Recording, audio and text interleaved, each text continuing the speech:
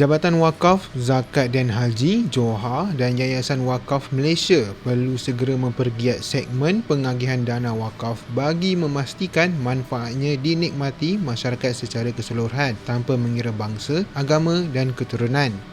Menteri di Jabatan Perdana Menteri Hal Ehwal Agama Dato' Dr. Muhammad Naim Mokhtar berkata, penentuan segmen hendaklah mengambil kira pendapatan mengikut kumpulan isi rumah ditetapkan. Beliau berkata Johor dan yayasan berkenaan juga perlu meneroka konsep wakaf bertempoh atau wakaf muakkad sebagai sumber dana alternatif bagi membangunkan tanah wakaf di seluruh negara. Turut sama hadir Pengerusi Perbadanan Tabung Pendidikan Tinggi Nasional PTPTN Datuk Nurliza Abdul Rahim, Ketua Pengarah Jabatan Kemajuan Islam Malaysia JAKIM Datuk Hakimah Muhammad Yusof serta Ketua Pengarah Johor Datuk Selamat Paibo. Beliau juga menggalakkan ilmuwan yang ada di institusi pengajian tinggi IPT untuk menghasilkan pelbagai kajian ilmiah yang mampu memberi pedoman kepada pemain-pemain wakaf untuk bergerak dengan langkah derap yang lebih padu. Menggembling tenaga bersama Majlis Agama Islam Negeri agar usaha-usaha menunjukkan potensi wakaf dapat direalisasikan pada tahun 2030. Antaranya menerusi penambahbaikan dan pelaksanaan transformasi dalam institusi berkaitan wakaf, pemerkasaan perundangan wakaf, penambahan sumber pendanaan dan pembiayaan zat wakaf dan peningkatan kesedaran dan pembudayaan wakaf. Ini yang pertama. Yang kedua, bersama-sama Majlis Agama Islam Negeri dengan penglibatan syarikat-syarikat korporat melaksanakan wakaf produktif dan wakaf ekonomi yang akan diaplikasikan sama ada di atas hartanah wakaf sedia ada bagi mengoptimalkan penggunaan tanah wakaf tersebut atau mewujudkan aset wakaf baru melalui kaedah sijil wakaf.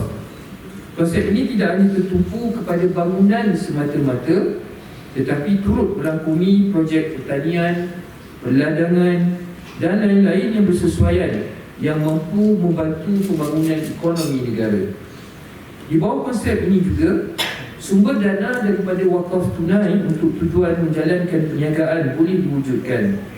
Penyaluran dana kepada usahawan yang berpotensi mampu memberikan impak dalam bentuk kemampanan perniagaan, peningkatan pendapatan dan penyediaan peluang pekerjaan.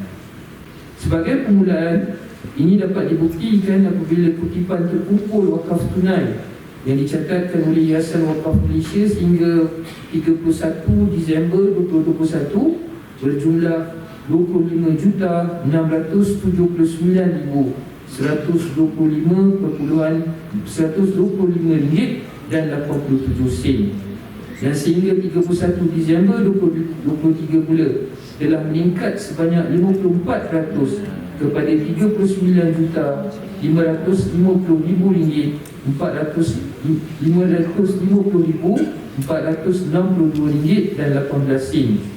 Dari segi agihan pula sejumlah RM24,994,257 dan 45 sen.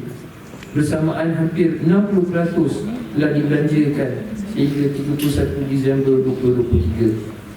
Sebagai contoh, menerusi produk wakaf air bagi tujuan menyalurkan bekalan air bersih kepada masyarakat sejumlah RM3.5 juta telah diagihkan untuk pelaksanaan 75 projek di seluruh negara melibatkan 7,734 buah rumah yang telah memberi manfaat kepada 40,008 penduduk.